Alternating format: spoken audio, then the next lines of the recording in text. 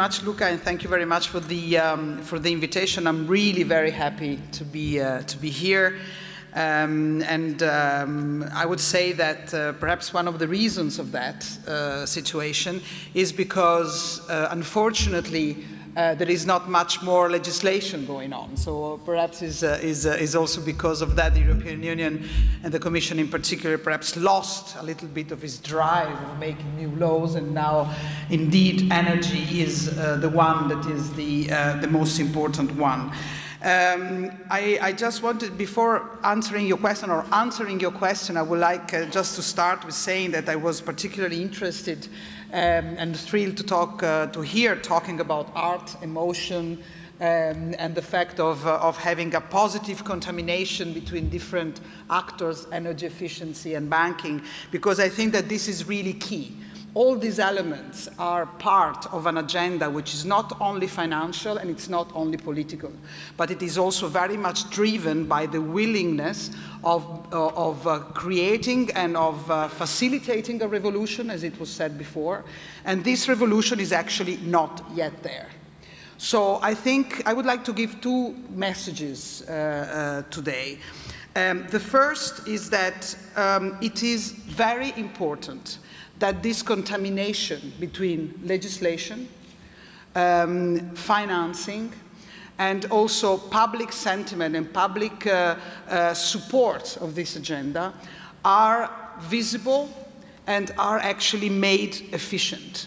Because in this moment, every time that you go to a policymaker talking about, for example, how great energy efficiency can be, also for business, the first time he or she says is too expensive. Yeah.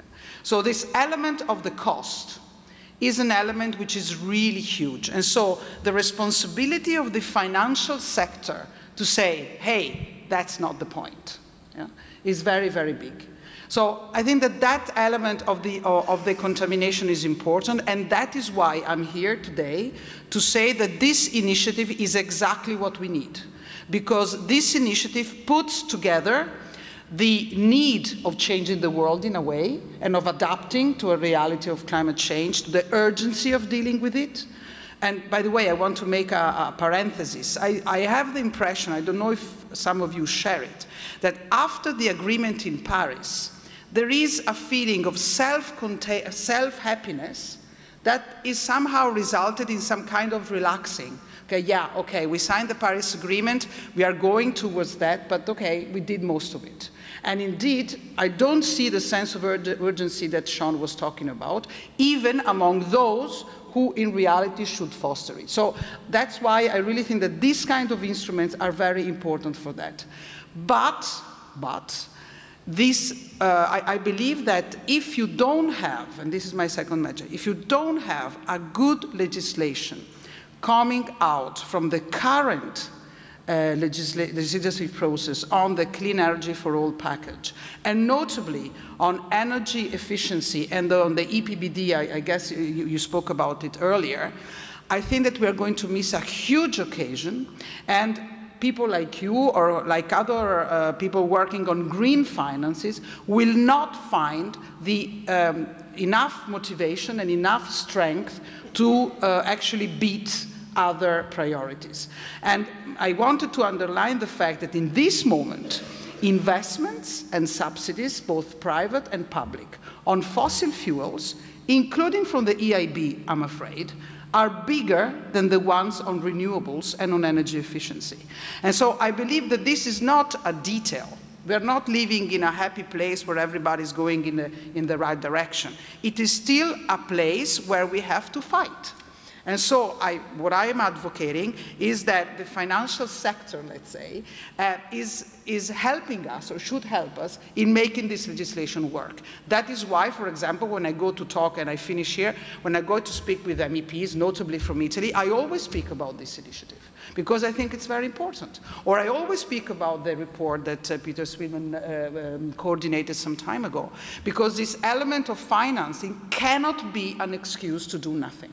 And I think that perhaps we also need a little bit of support from your side to help us with the binding targets, with the right majorities, with the fact that both national and European level legislation is needed in order to get your life as green financing supporters easier.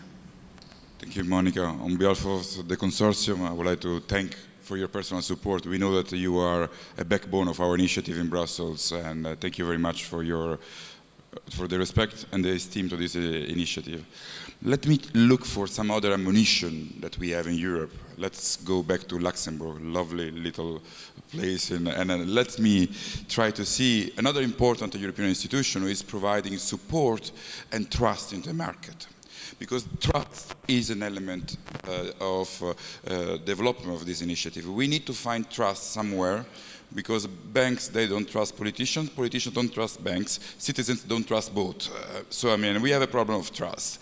I mean, maybe some kind of intervention or some kind of, what will be your view, and what are the activities of the European Investment Fund in the energy agenda? Well, I hope you didn't give me the huge task of restoring trust. I mean, that is a little bit beyond my remit, I must say.